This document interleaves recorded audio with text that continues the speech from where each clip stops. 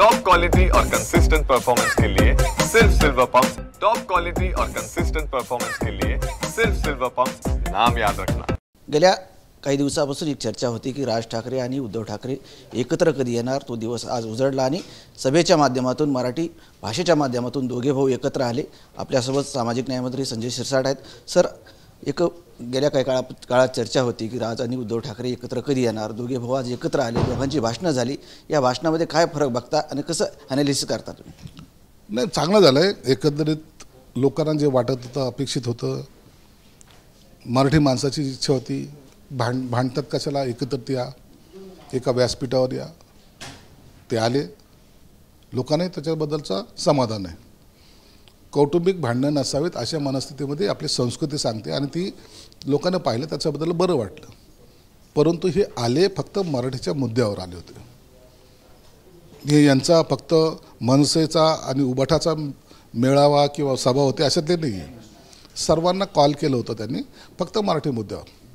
आणि तुम्ही पाहिलं असेल या मेळाव्यामध्ये राजसाहेबांनी फक्त आणि फक्त मराठी हा विषय घेऊनच त्यांची मांडणी केली। त्यांनी कोणताही राजकीय नेत्यावर टीका केली नाही, कोणती राजकीय संदर्भ दिले नाहीत। फक्त एकच की मराठीबद्दल असलेला स्वाभिमान हा जागृत ठेवला पाहिजे आणि त्यासाठी वाटेल ती लढाई करण्याची तयारी त्यांनी दाखवलेली आहे। राज ठाकरे यांनी जे भाषण केलं आणि उद्धव ठाकरे यांनी जे भाषण केलं, उद्धव ठाकरे यांनी खास करून शिंदे गटाला टार्गेट केल्याचं याचं दिसून आलं आहे। उद्धव साहेबाचं तेच आहे ना, भाषणमध्ये काहीच नव्हतं, चेंजेसच नव्हतं। एवढी मोठी घटना आज एकत्र व्यासपीठावर आली, त्या टायमाला एक वेगळं भाषण असायला पाहिजे होतं। परंतु तरी त्यांचं भाषण तेच होतं, माझी खुर्ची गेली, गद्दारांनी असं केलं, जादूटोना झाला, हे झालं। अरे हे भाषणाचे मुद्दे नव्हते आजचं एक भाषण एक प्रभावी पाहिजे होतं। म्हणून तुम्ही पाहिलं राजसाहेबांच्या भाषणाला जो काही रिस्पॉन्स मिळाला तो उद्धव साहेबांच्या भाषणाला मिळालेला नाही। जरी दोघांचे भाषणं झाले असले, तुम्ही म्हणतात की राज ठाकरे हे राजकीय काही बोलले नाहीत, परंतु एक राज ठाकरे बोललेत की युत्या होत राहतील, मराठी मुद्दा महत्त्वाचा, थोडं राजकीय बोललेत, कसा अर्थ लावता याचा तुम्ही? हा, युत्या होत राहतील, युत्या कधी कुणाशी करायच्या नाही करायच्या, युत्या होतात, युत्या तुटतात, हा राजकीय भाग वेगळा आहे। परंतु मराठी प्रश्नावर एकत्रित आलं पाहिजे हे त्यांना सांगायचं होतं।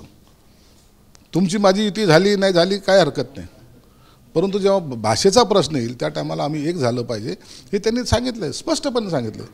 आणि मला वाटतं हे त्यांच्या मोठेपण आहे की त्यांनी विषय न सोडता विषयाला अनुसरूनच आज त्यांचं भाषण होतं। आज त्यांची दोघांचे भाषणं झाले, सर्व महाराष्ट्राने ऐकले। मराठी माणूस हा विषय किंवा मराठी भाषा धरून या सर्वावरती भाषणं झाली। उद्या स्थानिक स्वराज्य संस्था आहेत, तुम्हाला वाटतं मनसे आणि उबाटा हे दोघे एकत्र येतील?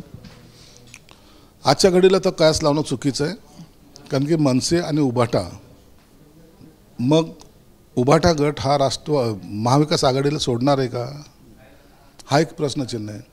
काँग्रेस त्यांच्याबरोबर जाणार आहे का? काँग्रेसला बी तर आपलं मत आहे ना, शरद पवारला त्यांचं मत आहे।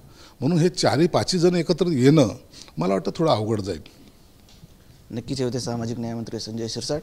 कॅमेरामन अमित आडेसह संजय सर्वोदय TV9 मराठी, छत्रपती संभाजीनगर।